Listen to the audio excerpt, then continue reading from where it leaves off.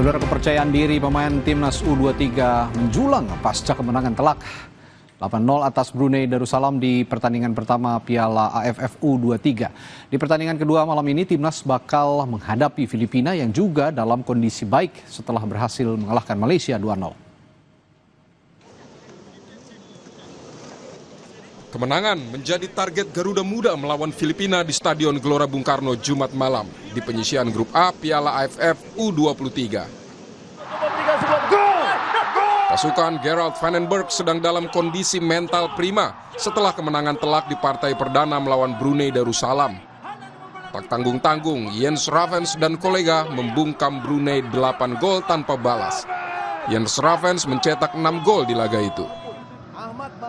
Melawan Filipina, pelatih Gerald Vandenberg bilang timnya akan mencoba melakukan apapun untuk dapat memenangkan pertandingan lawan The Ascals Filipina.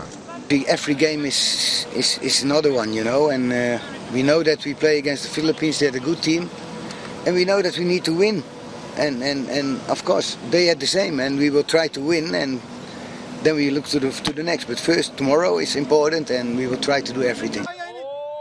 Namun, Filipina jelas bukan lawan enteng. Di laga perdana, mereka mampu membenamkan Malaysia 2 gol tanpa berbalas. Pelatih timnas Filipina U23, Gareth James McPherson bilang timnya dalam kondisi fisik dan mental yang baik. Gareth bilang akan meningkatkan kepercayaan diri tim jelang tampil di hadapan supporter Garuda. Breeds confidence. There's no doubt about that. We have a lot of players who it is their first time at this level. So getting out there and getting the reward for a really positive attitude. Kemenangan akan membuat jalan timnas U23 melaju ke semifinal semakin mudah. Di pertandingan terakhir, Garuda Muda bakal menghadapi Malaysia. Diharapkan di hadapan supporter sendiri, timnas U23 dapat mengulangi keberhasilan meraih pertama kali Piala AFF U23 pada 2019. Tim Liputan, Kompas TV. Kalau kemarin sudah mengalahkan telak Brunei Darussalam, calon lawan Garuda Muda malam ini adalah Filipina. Bukan lawan yang bisa dianggap enteng, dan kita akan ulas peluang timnas bersama analis sepak bola Moses Sosa malam hari ini yang sudah hadir di studio. Selamat malam, Moses. Selamat malam, Mas Radhi. Salam sepak bola. Salam sepak bola. Nah, sebelum kita lebih jauh, kita lihat dulu di Indonesia ini berada di grup A.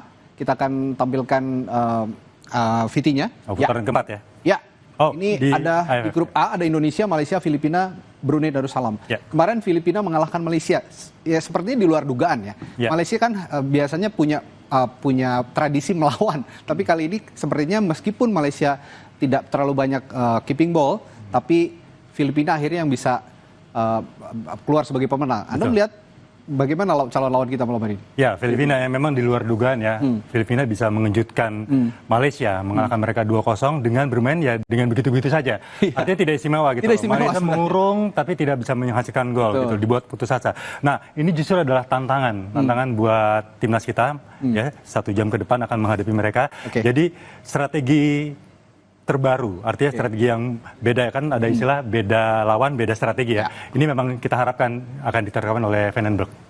Ini tapi kepercayaan diri lagi tinggi-tingginya. Lagi tinggi-tingginya, 8-0 ya. Selanjutnya kita lihat lini per lini. Lini belakang timnas Indonesia, ada siapa saja kira-kira? Di lini belakang timnas kita, dari kiper dulu. Dari penjaga gawang sepertinya Cahya Supriyadi tidak akan tergantikan ya. Kalau kemarin starternya Cahya kan sempat diganti, sepertinya akan ada alternatif malam hari ini menurut Moses? Lawan Brunei kita menang 8-0, starternya Ardiansa ya. Jadi Ardiansa ya, jadi clean sheet. Sepertinya memang Vandenberg akan menerapkan don't change the winning team. Ya. Saya pikir Ardiansa akan berada di bawah misar gawang sejauh ini. Ya kita lihat perkembangannya nanti seperti apa. Walaupun sebenarnya Cahya Supriyadi dan Dava juga punya peluang untuk itu. Oke, di lini belakang setelah penjaga gawang ada beberapa nama juga. Saya lihat kemarin juga ada Ferrari dan beberapa nama lain, yakni dia Brandon Shoneman, Kakang Rudianto, Doni Tri Pamungkas, Alvarez Buffon, Ferrari, Kadek Arel, Frankie Misa, dan Ahmad Maulana. Kira-kira starter center back kayaknya bakal 4 lini belakang akan diisi 4 orang ya? Ya, sebenarnya lagi-lagi tidak akan mengubah formasi ya. Tim akan 4 di belakang seperti saat melawan Brunei, Ahmad Maulana ada di fullback kanan, kemudian di fullback kiri ada Doni Tri Pamungkas, dan di tengah Ferrari berduet dengan Brandon. Ini pemain-pemain yang memang reguler bermain di Liga 1, Super League sekarang ya. Selain Brandon ya, Brandon baru masuk di tim. Oke, ke lini tengah, kita sekarang ke lini tengah, kita akan tampilkan juga. Sepertinya kemarin juga punya peran cukup besar dari Robby Darwish. Sangat. Ya. Robby Darwish, Rehan Hanan, Tony Firmansyah, Firman Juliansyah, Arkan Firkiri dan Yardan Ali. Lagi-lagi the winning team akan dipertahankan. Di starter pada saat melawan Brunei, Arkan Fikri bermain, kemudian Robby Darwish dan Tommy Firmansyah. Ini sangat solid. Mereka solid dan cair sekali ya, membangun serangan, kemudian menghalau serangan dari lawan. Jadi sangat solid. Saya pikir ini juga akan menjadi pilihan utama malam ini. Selanjutnya kita ke lini depan, tentu saja ada Jan Schreven di depan dan Hoki Caraka seperti nama-nama itu. Ada Hoki Caraka, Victor Detan, Altaf Indi, Jan Schreven, Rahmat Arjuna dan Dominikus Dion. Tapi kemarin sempat terpincang-pincang. Gimana kabar terakhir yang Anda terima tentang Jan Schreven? Jadi memang ada kans bahwa Jan Schreven ini diragukan ya untuk tampil malam ini ya. Kita lihat saja apakah dia akan masuk starter atau tidak. Tapi yang menarik begini, Mas Radi, bahwa kalau Mas Radi lihat kita menang 8-0, ya di babak pertama itu kita unggul 7-0. Ya. Dengan 3 pemain depan ada Jan Schreven, Rahmat Arjuna, kemudian ada Victor Detan ya kalau saya kemarin. Ada Rehan Hanan. Nah, Rehan Hanan di babak kedua ya Rehan Hanan ditarik bersama Rahmat Arjuna dan kita hanya mencetak 1 gol. Jadi memang ini memperlihatkan bahwa pilihan pertama starter pada saat Brunei bisa jadi opsi utama disajikan melawan. Kenapa kalau Anda melihat kemarin agak kendor di babak kedua lini serang kita? Ya bisa jadi karena ada perubahan atau memang cooling down pemain, ada perubahan komposisi pemain. Ya. Jadi yang tadi saya katakan bahwa keluarnya Rahmat Arjuna juga Rehan Hanan itu juga bisa menjadi pengaruh. Ya, jadi seperti itu. Kita menarik juga kita menelaah gol-golnya Jan Schreven kemarin, skema-skema yang dibangun. Kita akan tampilkan gol pertama dari Jan Schreven berikut ini. Ini dia.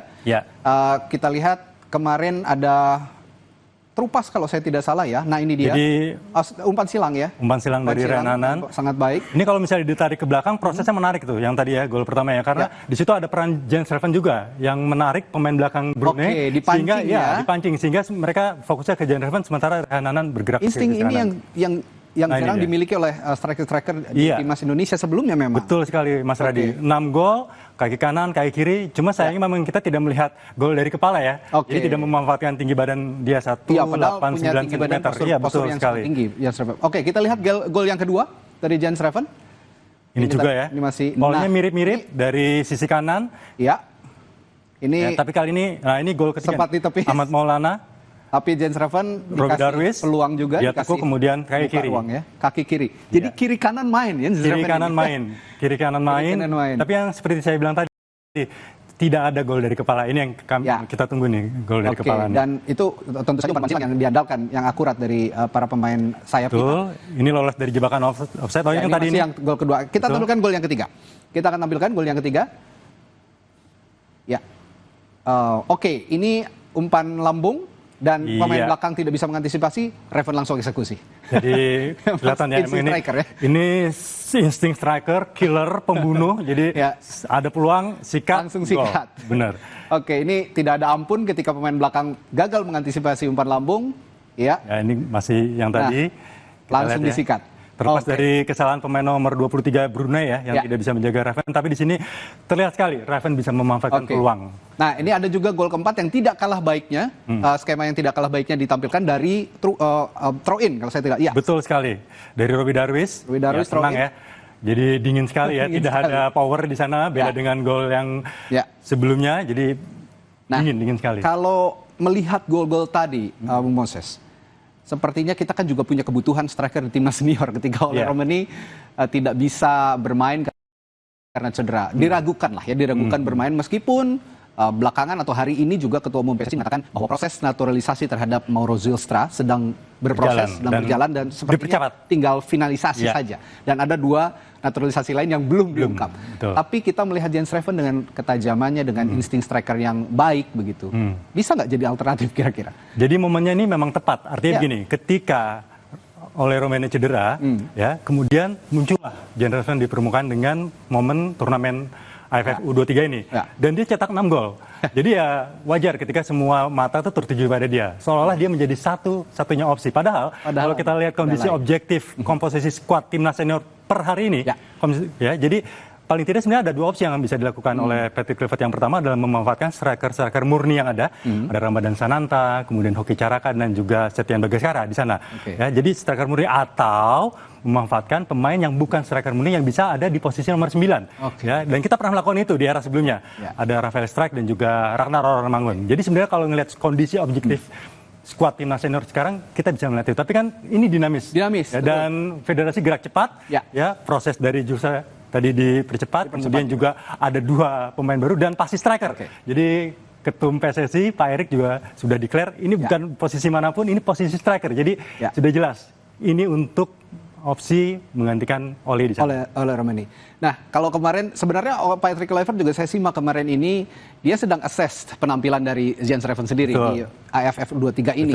Bagaimana bisa tampil di timnas senior, layak atau tidak. Tapi kemarin yang menarik, Van den Berg ini sempat menegur Jens Reven ketika berselebrasi pacu jalur. Katanya ini kalau sekali lagi melakukan hal itu di tengah kita sedang unggul besar gitu ya, saya tidak akan mainkan. Ini memang satu pendisiplinan terhadap pemain yang menurut Anda tepat dilakukan oleh Van den Berg? Ya, saya pikir sah saja ya, tiap pelatih punya karakter dan mendidik yang masing-masing gitu. Jadi apa yang dilakukan oleh Van den Berg saya setuju, dan ini bisa menjadi pembentukan karakter dari Reven. Masih 19 tahun Reven ini.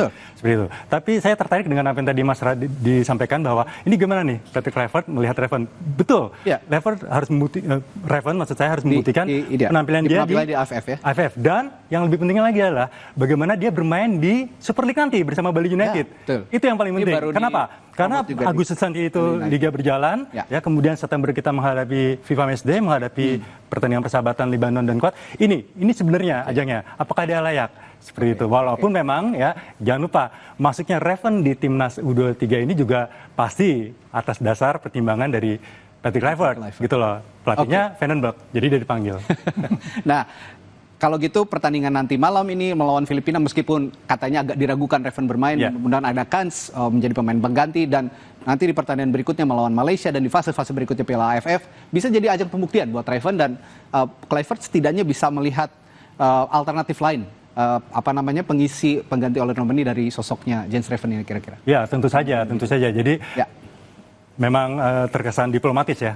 Patrick Kluivert, tapi dia juga di sisi lain juga terlihat tegas bahwa harus buktikan lawan Filipina. Jadi terlepas dari siapa yang dihadapi pada saat kita menang 8-0, Brunei Darussalam, nah masih ada lawan-lawan yang berat. Dan memang grafiknya itu meningkat, Mas Radi. Kita tahu semua ya.